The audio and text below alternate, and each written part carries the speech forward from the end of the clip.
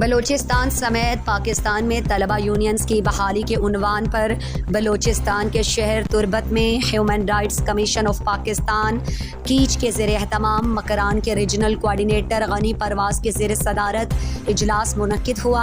اجلاس میں طلبہ یونین کے بحالی حوالے سے شرکاء نے اپنے اپنے خیالات کا اظہار کیا۔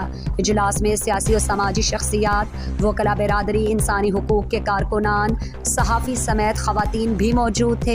اس موقع پر دانشور doctor Taj Baloch, national party کے رہنما محمد جان دشتی ایڈوکیٹ، مجید دشتی ایڈوکیٹ، رستم جان گچکی، محمد کریم گچکی، طاہر شمبیزئی، سینئر صحافی یاسر بلوچ، BNP کے رہنما حمل امین، انسانی حقوق کے کارکنوں سمیع پرواز، شگر اللہ یوسف، منور علی رٹا، وقار بلوچ اور دیگر موجود تھے۔ پاکستان بھر میں طلبہ یونین کو بحال کیا جائے۔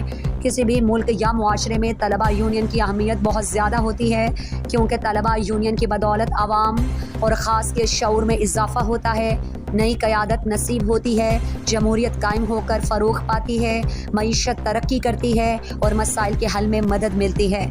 شرکاء نے کہا، لہٰذا 24 ستمبر 2023 کے موجودہ پروگرام کے ذریعے متعلقہ حکام بالا سے پرزور مطالبہ کیا جاتا ہے کہ پاکستان بھر میں جتنی جلدی ہو سکے طلبہ یونین کو بحال کیا جائے تاکہ نوجوان یونین کے پلیٹ فارم سے تاریخی کردار ادا کر سکے۔